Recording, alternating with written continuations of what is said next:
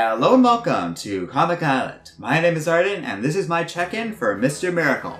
So this weekend I was going through our Patreon page to make sure I didn't miss any of the poll results, and it turns out I did miss one. Or more accurately, this topic tied with another and I didn't notice before the poll had closed, and therefore we had two winners. I had made the first video, although I forget what that video was at this moment, but this Mr. Miracle check-in had also won that poll, and it won, so I'm gonna take a moment to make the video. I'm saying this because the poll happened like weeks ago now, but hey, better late than never, right?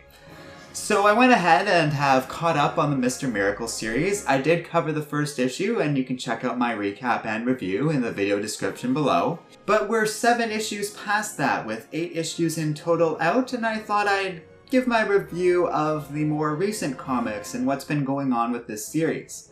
Because if you are not reading this series, you are missing out on one of the best things in comics right now, independent or mainstream. This is a brilliant series, and it's been nominated for a bunch of awards. I assume it's won something by now, because holy crap, this is so interesting and different and imaginative. It's everything great about the New Gods mixed in with a whole bunch of new and interesting comics. A robustly Tom King story about a guy living through this war who finds solace in a domestic life on Earth with his wife, Big Barda. There's a lot of weird juxtaposition in this series between a gruesome and giant war on a scale to which we can't even really fully comprehend, mixed with Barda and Scott debating what to do with their kitchen and living room. And that sort of thing I've seen before done in other stories, but never quite to this scale and never quite with this quality. A big part of this is Mitch Gerads' art, which is spanning and beautiful and just brilliant in its design. Everything about this comic is surreal, but in the best way possible because of Scott Free's reality and the way he perceives reality. It's very difficult to tell what is and isn't real, what characters are and maybe aren't really there, what's in his head and what's definitely happening right in front of him. Often, the comic doesn't spell it out for you, and you kind of have to guess or figure it out by what's going on in the next issue, which is often jumping months or years ahead in time.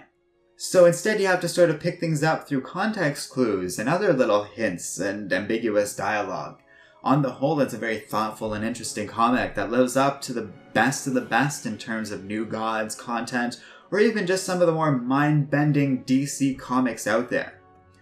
Jack Kirby would be proud of this comic, and that's something I don't say lightly. Between Tom King's sophisticated and layered writing to Mitch Gerads' beautiful artwork that often makes use of the famous Kirby dots throughout his work in this series, he would love this story. I don't doubt that for a second. It not only follows up and has a lot of love for the older New Gods comics, but it does new and different things in very interesting ways. Like I said, this is a Tom King comic in every definition of the word. It takes Scott Free and makes him an interesting character with lots of trippy and wild plots, but also gives him a family, and Scott Free not only finds a real partner in his wife, but they also have a child together, and it jumps right into that. We don't spend a lot of time building up to it or dealing with pointless stories about them learning to deal with their kid. We see the child being born in a very thoughtful comic, and then the next issue is showing Big Barda and Scott Free's life with that child. It jumps right into it, and we spend months in a single issue going over what their life and their status quo is like now.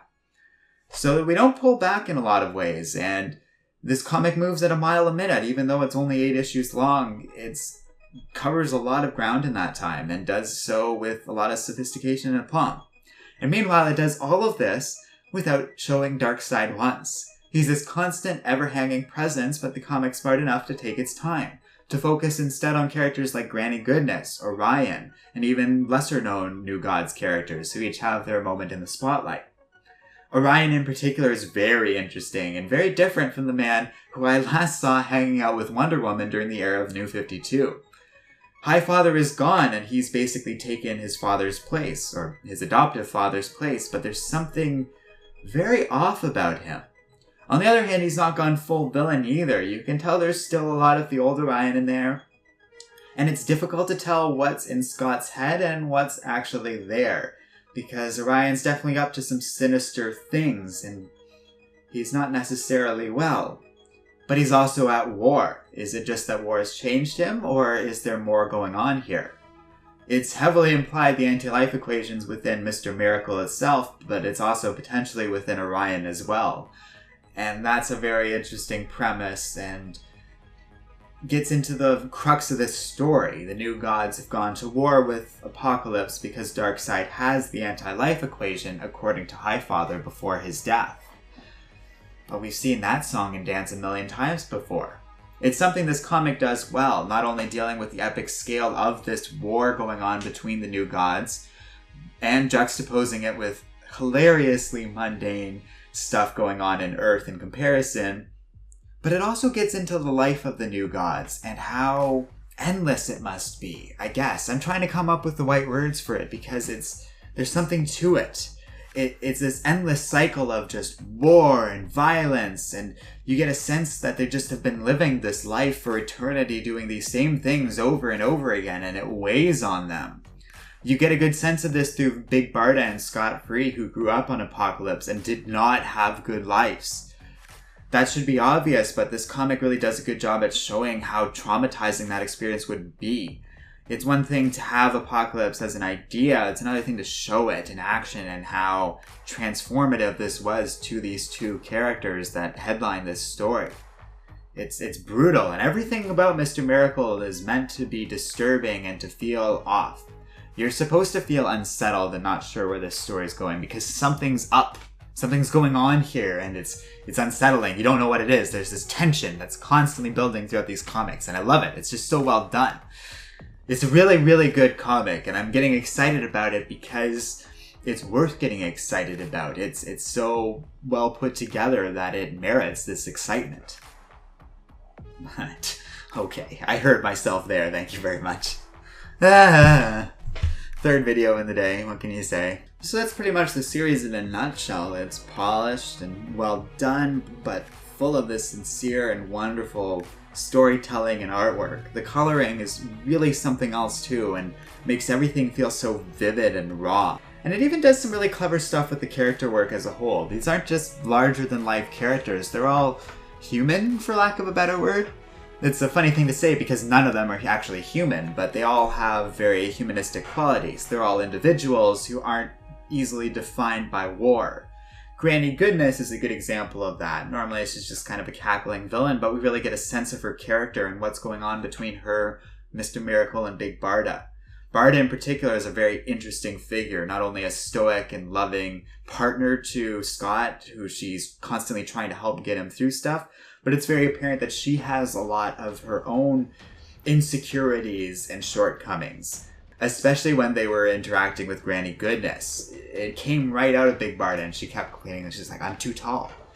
And it's just a scary little moment when this tough woman just is suddenly losing her guard in front of her abuser and fully admitting her greatest insecurities. She feels like a giant compared to everyone else.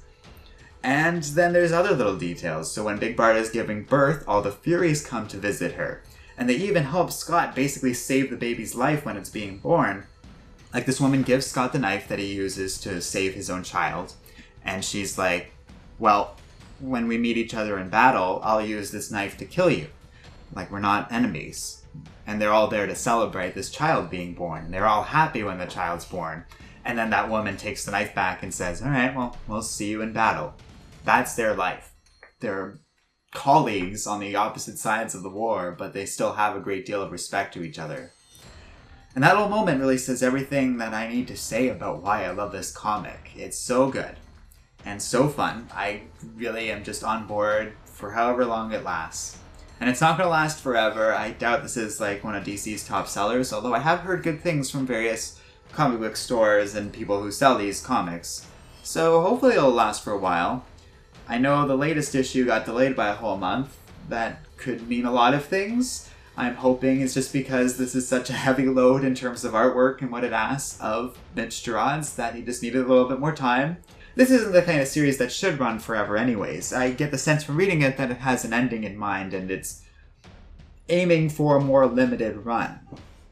I'd be surprised if that wasn't the case, and as such I just want this comic to run for exactly as long as Tom King and Mitch Gerads intended to. And the way DC Rebirth works these days, that's what I feel is the most likely case and what's probably going to happen.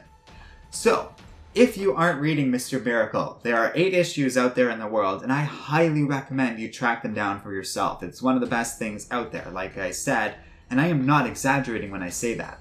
I can't really think of an Image comic that I like more than this, or anything else in the more independent world.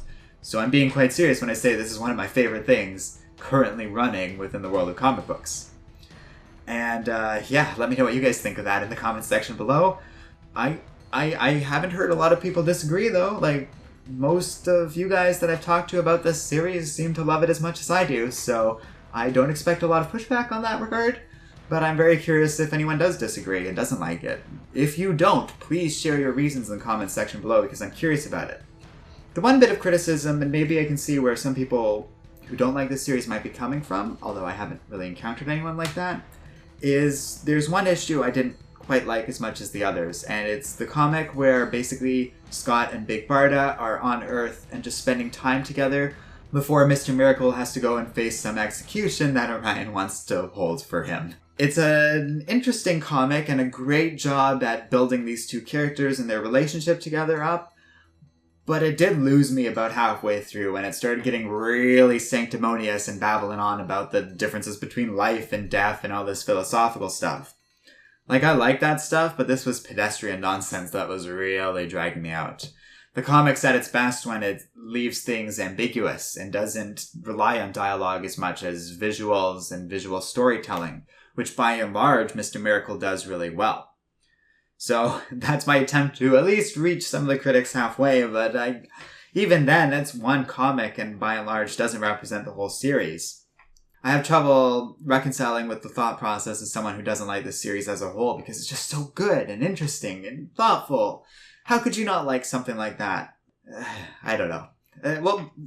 So I don't know. So tell me in the comments section below because I'm curious. And yeah, thanks for watching. If you like this video, be sure to check out our Patreon page in the video description below. Patrons have a say in the videos we make, including this one. So it's a fun way to have your say in the overall makeup of our channel, and it only costs $1 a month to do so. And finally, don't forget to like, subscribe, and keep reading comics.